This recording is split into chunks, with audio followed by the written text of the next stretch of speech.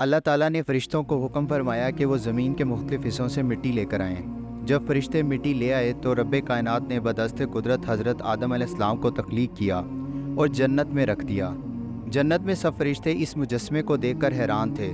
हैरान होने वालों में इब्लीस भी शामिल था। अल्लाह ताला ने जब हज़रत आदम अलैहिस्सलाम में रूह फूंक दी तो इनको वो इल्म सिखाया जो इससे पहले फरिश्तों और जिन्नों को भी नहीं सिखाया था। फिर अल्लाह ताला ने इस अजीम तख्लीक के वक़ार को बरकरार रखने के लिए तमाम फरिश्तों के साथ साथ इब्लीस को भी ये हुक्म दिया कि वो हज़रत आदम अलैहिस्सलाम को सजदा करे। फरिश्तों ने सजदा कर दिया लेकिन इब्लीस ने सजदा ना किया और गरूर व तकब्बुर किया और शैतान बन गया। शैतान इंसानियत का खुला दुश्मन बनकर उभरा और इसने हज़रत हवा और हज़रत आदम अलैहिस्सलाम को बहकाया और उन्होंने वो फल खा लिया जिससे खुदावंद ताला ने मना फरमाया था। इसके साथ ही अल्लाह ताला ने हज़रत आदम और हज़रत हवा को ज़मीन पर भेज दिया। जन्नत की असलियत और अहमियत को समझने के लिए इस पस मंज़र को बयान करना ज़रूरी था।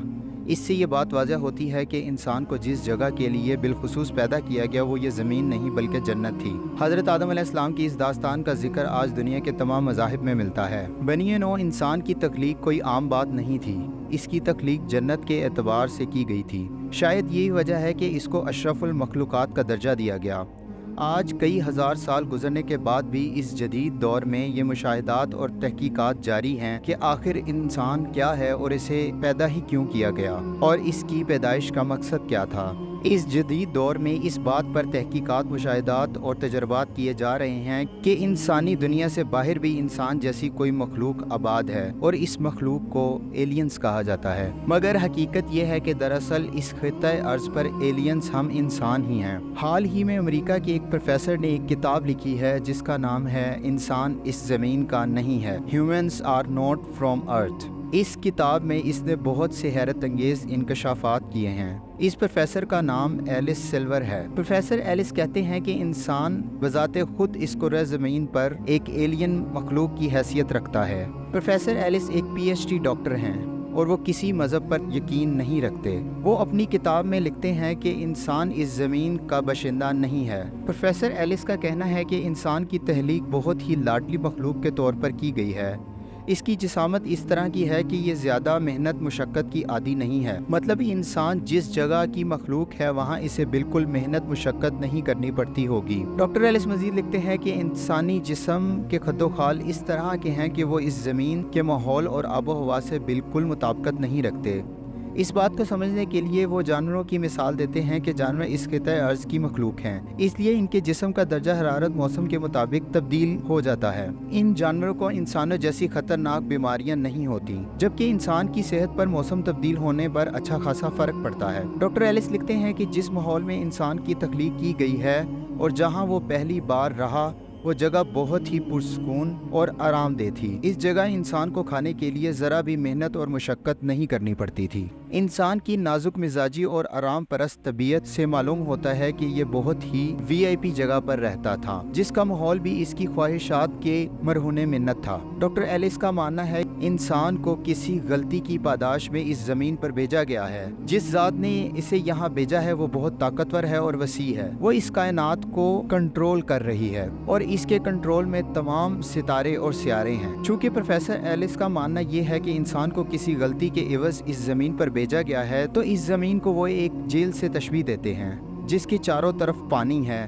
और इंसान इस जेल से बिल्कुल निकल नहीं सकता। इस तमाम मुशाहिदात को जहन में रख कर अब मुतालिया करते हैं कि इस कायनात में आसमानी दुनिया कितनी वसी है। इंसान चांद पर तो पहुंच गया है लेकिन खिलाई दुनिया इतनी बड़ी है कि यहाँ फासले का तयन नूरी सालों से होता है। एक नूरी साल ज़मीनी कम व बेश 1000 साल के बराबर होता है, जबकि आसमान में कई ऐसे सियारे और सितारे मरकूज हैं जो कई 100 नूरी साल के फासले पर मुश्तमिल हैं। ये फासला हज़ारों नूरी सालों पर भी मुश्तमिल है। इस बात से ये वाज़ह होता है कि इंसानी तख्लीक ऐसी है ही नहीं कि जो इतना सफ़र कर सके या इस कदर तेज़ी से सफ़र कर सके। इंसानी ज़िंदगी इतनी छोटी है कि इसमें सियारों और सितारों का सफ़र जो कि नूरी सालों पर मुश्तमिल है किया ही नहीं जा सकता। तो फिर सवाल ये पैदा होता है कि अगर इस कायनात को देखा ही नहीं जा सकता या इसे एक्सप्लोर ही नहीं किया जा सकता तो इतनी हज़ारों कहकशाओं, लाखों सियारों और करोड़ों सितारों का आखिर मकसद क्या है?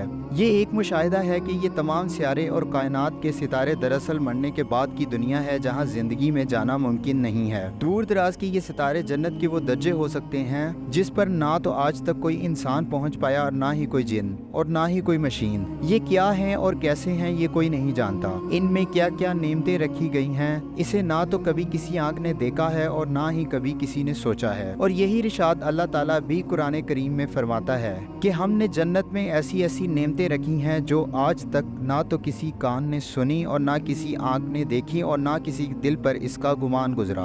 हदीस शरीफ में है कि जब छोटे दर्जे का जन्नती अपने से बड़े दर्जे के जन्नती को देखेगा तो वो इसे ऐसे ही देखेगा जैसे तुम लोग आसमान पर सितारों को देखते हो सकता है कि अल्लाह ताला जब अपने नेक बंदों को जन्नत अता करे तो वो इन बंदों को कई कहकशाओं और सितारों का मालिक बना दे जिसमें अनगिनत नेमतें पाई जाती हैं। मशहूर इस्लामिक स्कॉलर मरहूम जनाब इसरार अहमद साहब फरमाते हैं कि असल में ये प्लैनेट्स जो हैं ये कोई अब वजूद में तो नहीं आ रहे, ये तो ये कि आज हमें उनका इल्म हासिल हो रहा है। हो सकता है अल्लाह ताला एक एक प्लैनेट दे दे एक एक जन्नती को, ये कुछ हम कह नहीं सकते। इसलिए कि एक हदीस में ये अल्फाज आए हैं कि एक कमतर दर्जे का जन्नती अपने से बुलंदतर दर्जे के जन्नती को इस तरह देखेगा जैसे तुम ज़मीन पर बैठकर सितारों को देखते हो। इतना फ़र्क व तफावुत जो है तो हो सकता है जो कुछ हम पढ़ते हैं एस्ट्रोनॉमी में जिस तरह के फासले हैं तो अल्लाह ताला अपनी इस पूरी कायनात को जो है आबाद कर दे। और जाहिर बात है कि कानून जो है जब तभी कानून तो बदल जाएगा, यानी वो ज़िंदगी जो सिर्फ इस प्लेनेट पर मुमकिन है, यहाँ का हवा और पानी का और टेम्परेचर का जो एक निज़ाम है जिसमें ये ज़िंदगी जो है ये सस्टेन की कर सकती है अपने आप को, तो चूँकि वो तो सारा कानून ही बदल जाएगा तो कोई पता नहीं। ये कुर्रे अल्लाह ताला ने इतने लातादाद जो बनाए हुए हों ये इसलिए बनाए हुए हैं उनका मसरफ यही हो कि इनकी अलॉटमेंट होनी हो। वल्लाहु आलम, हम कुछ कह नहीं सकते इसके बारे में यकीन के साथ। मेरा नाम है जुनैद असलम, आप देख रहे हैं स्टूडियो रॉयल कैफ़े। अपना ख्याल रखें और अपने इस चैनल का भी खुदा हाफिज़।